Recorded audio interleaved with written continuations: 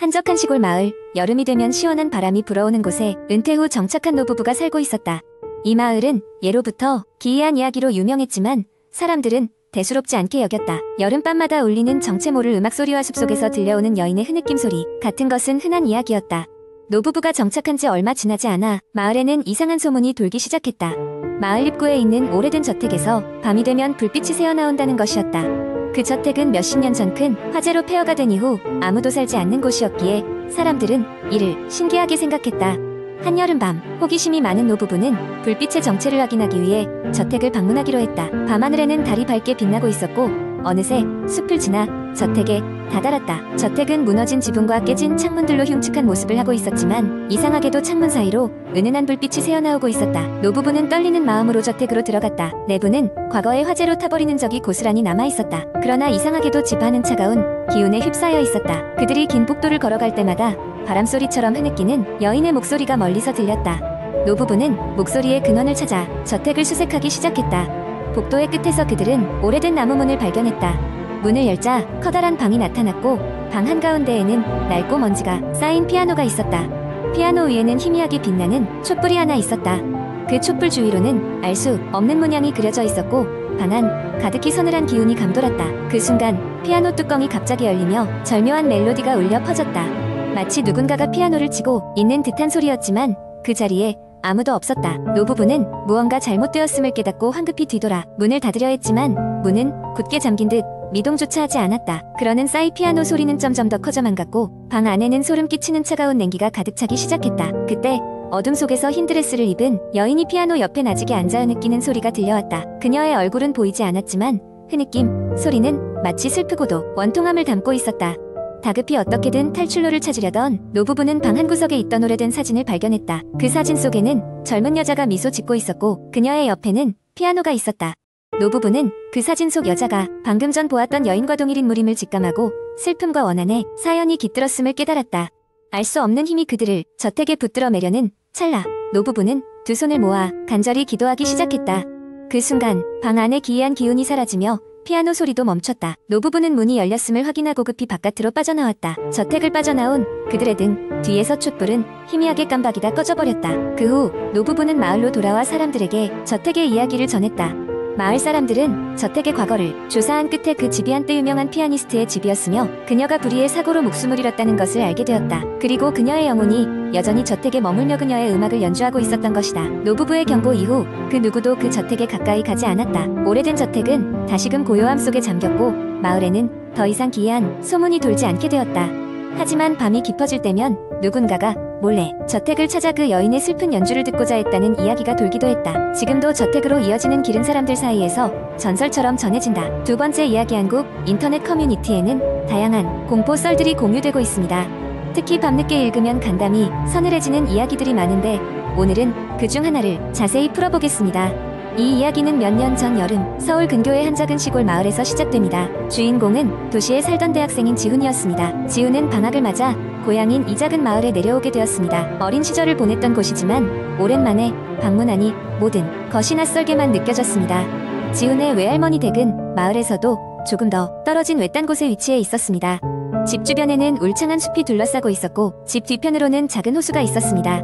어렸을 때는 그저 신비로운 곳이라고만 생각했지만 이제 와서 보니 어딘가 으스스한 기운이 감도는 것 같았습니다. 그날 밤 지훈은 서울에서의 피곤함을 뒤로한 채 방에서 깊이 잠들었습니다. 한참을 자고 있던 지훈은 갑작스럽게 한기를 느끼며 깨어났습니다. 이상하게도 방 안 온도가 낮아진 듯했고 창문이 반쯤 열려 있었습니다. 이상하게 여긴 지훈은 창문을 닫고 다시 잠들려 했으나 그 순간 밖에서 희미하게 들려오는 소리에 멈칫했습니다. 마치 누군가 부르는 것 같은 소리였으나 문득 들으면 그냥 바람소리일 수도 있겠다고 생각했습니다. 다시 잠이 들려는 찰나 이번에는 더 분명한 속삭임이 들렸습니다. 지훈아, 지훈아. 낯선 목소리였습니다. 지훈은 소름이 돋았지만 용기를 내어 창문 밖을 내다보았습니다. 그러나 어두운 밤뿐 아무것도 보이지 않았습니다. 마음을 다잡고 침대로 돌아와 이불을 머리까지 덮고 휴대폰 불빛을 켜며 안심하려고 노력했습니다. 하지만 그때 흘러나온 휴대폰 화면의 시계는 정확히 3시 33분을 가리키고 있었습니다. 몇 분 뒤 다시 잠에 들려하던 찰나 이번에는 창문이 저절로 열렸습니다. 바람이 불지도 않는 고요한 밤에 창문이 움직였다는 사실 자체가 무섭기 그지없었습니다. 주위를 둘러보던 지우는 창문 너머에 어둠 속에서 큰 덩치의 형체가 서 있는 것을 발견했습니다. 두려움에 떨면서도 더 알아보려고 눈을 부릅떴지만 그 형체는 이내 사라졌습니다. 심장이 쿵쾅거리며 무서움에 떨리고 있었지만 어떻게든 정신을 다잡으려 했습니다. 다음날 아침 지우는 외할머니에게 어젯밤 이야기를 했습니다. 외할머니는 그 이야기를 듣더니 잠시 망설이시며 말씀하셨습니다. 내가 어렸을 때도 밤중에 그런 일이 있었지. 그때는 내가 너무 어리다고 그냥 꿈이라고 했던 거야. 충격에 빠진 지우는 그제야 자신의 어릴 적 기억이 떠올랐습니다. 뭔가 이상한 기운이 느껴졌던 집이며 소리 없는 속삭임들, 하지만 그게 단지 꿈이 아니었음을 이제서야 알게 된 것입니다. 외할머니는 숲에 사는 영혼들이 가끔씩 집 주변을 맴돈다고 설명했습니다. 그들은 해를 입히지 않지만 집을 지키고 있는 정령이라고 믿고 있었습니다. 지우는 그럼에도 불구하고 여전히 섬뜩한 기분을 지울 수 없었으나 어떻게든 다시 도시로 돌아갈 때까지 그 집에 머물러야 했습니다. 며칠 후 지우는 마지막 밤을 보냈습니다. 그날 밤도 잠에서 깬 지우는 다시 창문 밖을 보게 되었습니다. 이번에는 환한 달빛 아래 어딘가 친숙한 모습의 한 소녀가 웃고 있는 것이 보였습니다. 반가우면서도 의아했습니다. 어디서 봤던 얼굴일까 생각하던 중 오래전 어릴 적 친구가 떠올랐습니다. 사고로 세상을 떠난 그 친구. 그러나 지훈이 그 소녀를 알아차리자마자 소녀는 슬픈 미소를 짓더니 곧 사라지고 말았습니다. 그 이후로 지훈은 더 이상 정령의 속삭임을 듣지 않았습니다. 마치 마지막 인사를 건네고 간 것처럼요. 그렇게 지훈은 방학이 끝나갈 무렵 도시로 돌아왔고 그 뒤로도 이 이야기를 친구들에게 종종 들려주곤 했습니다. 그러나 이상한 것은 그날 밤 지훈 혼자만 본 것이 아닙니다. 외할머니 역시 창문 밖에서 그녀를 봤다고 이야기했습니다. 소년 시절 그 친구의 친근한 모습이었으니까요. 그리고 그 이후로 외할머니도 더 이상 숲에서 정령의 기운을 느끼지 못하셨다고 했습니다. 이후로도 지훈은 종종 그 마을에 내려가곤 했지만 그날 이후로는 특별한 일이 일어나지 않았습니다. 그저 숲은 고요할 뿐이었습니다. 이야기는 이렇게 끝이 납니다. 각자 어떤 의미를 지니고 있는지는 듣는 사람 자신의 해석에 맡길 따릅니다. 공포와 추억이 뒤엉킨 이 이야기 속에 숨겨진 진실은 무엇일까요? 세 번째 이야기. 어느 늦은 밤 서울의 한 조용한 동네에 살고 있는 대학생 지호는 핵심 과제가 얼마 남지 않았다는 압박감에 잠을 이루지 못하고 있었다. 아파트 창 밖으로는 노란 가로등 불빛이 희미하게 비추고 있어 그가 있는 방 안은 은은한 오렌지 빛으로 물들어 있었다.